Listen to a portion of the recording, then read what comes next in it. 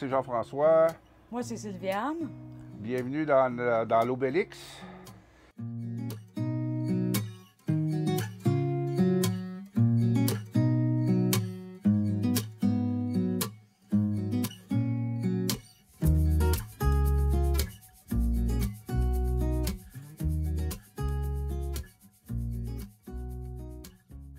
Notre autobus maison depuis 1 an, maison depuis 2 semaines officiellement que nous habitons dans l'Obélix. On a choisi un autobus parce qu'on avait envie de voyager et on avait envie de changement en fait, et puis de vivre de façon un peu plus minimale. Donc l'autobus, on a trouvé que c'était le meilleur choix pour nous autres. On réduit les coûts, on réduit l'entretien de maison, on n'a plus de contraintes à partir 2 mois, 3 mois, 4 mois parce qu'on part avec la maison. Donc on ne laisse pas la maison toute seule dans un coin. Puis c'est ça, c'est un projet de longue date qu'on envisageait à faire à notre retraite. Mais finalement, on a décidé de commencer ça avant la retraite. Donc on va quand même un peu travailler à distance, en même temps qu'on va voyager et se sauver de la neige et du froid, surtout. C'est la portion salon de l'autobus qui est en avant de l'autobus. On a un petit divan avec des comment on dit, ailerons. Et puis en haut, on a installé des armoires qu'on a récupérées de l'ancien setup d'autobus. J'ai installé des petites lumières d'aile à l'intérieur, sous les armoires, pour faire une ambiance intéressante. À droite, ici, on a la section, si on veut, salle à dîner. On a une petite table ici qui est, c'est temporaire, cette section-là, c'est pas encore terminé, mais pour l'instant, ça va être ça. Une petite chaise qui tourne, une table, on peut bouger aussi le siège du passager, puis le revirer de bord, donc ça fait 2 chaises. C'est ça, on a une tablette qui fait le haut. Il reste à terminer un peu le côté, là, mais ça va être une tablette pour mettre des trucs, là, des décorations et des choses comme ça.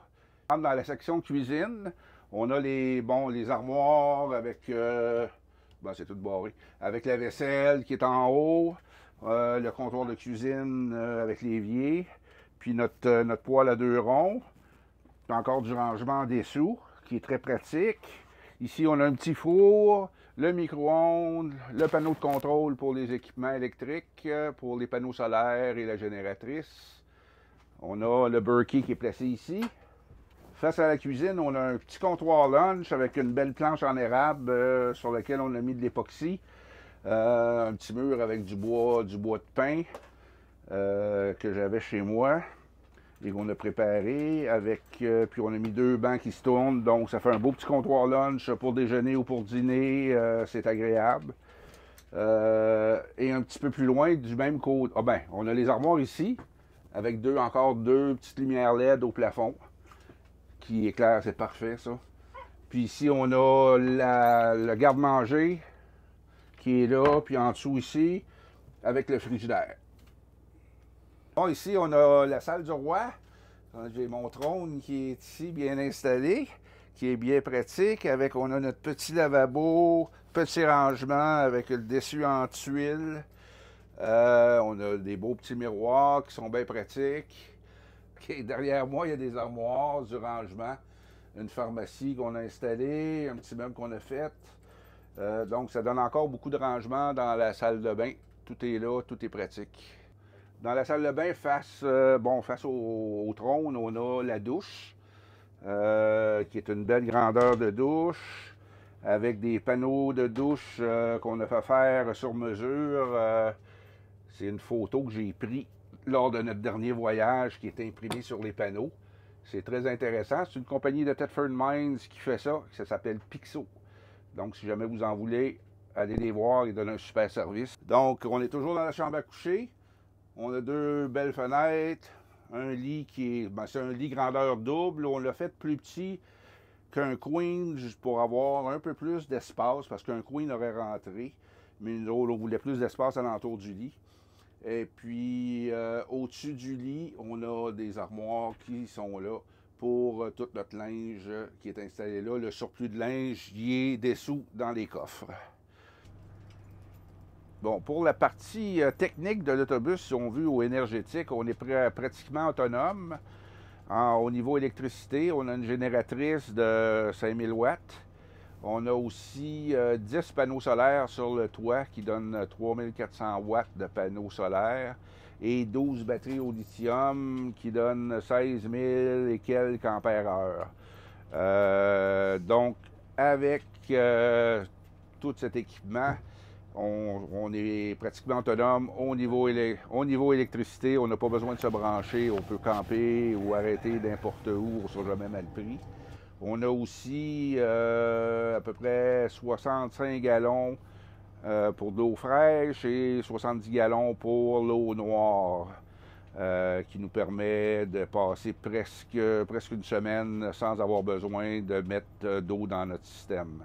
Donc ça, en faisant attention, comme toujours, là.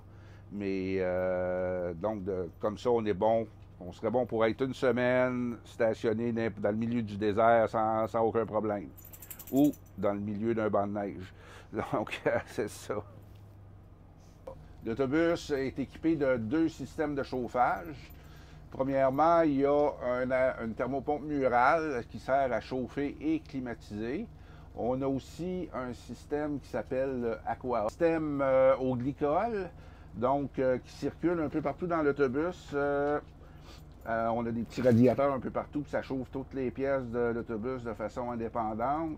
Et ça chauffe aussi le plancher et la baie où on a le système d'eau pour pas que ça gèle. Donc, avec un système comme ça, on est bon pour rester dans l'autobus à l'année, sans problème. L'autobus, comme c'est un ancien autobus voyageur, si on veut, c'est un autobus avec des coffres en dessous qui servaient à mettre les bagages. Pour nous, on a mis tout notre équipement, tous les systèmes de chauffage, la génératrice, le système Aqua Hot, les réservoirs d'eau sont dans les coffres. En plus de nos bagages qu'on amène, le barbecue, la table, le linge qu'on ne se sert pas, le coffre d'outils et sûrement des choses que j'oublie, là. Mais c'est ça en gros. Et c'est vraiment, vraiment très utile, ces coffres-là. Le coffre pour l'eau, on a une unité de chauffage qui fonctionne avec le Aqua Hot qui chauffe ce coffre-là. Donc, il n'y a pas de danger que l'eau gèle, même si on est stationné en plein hiver.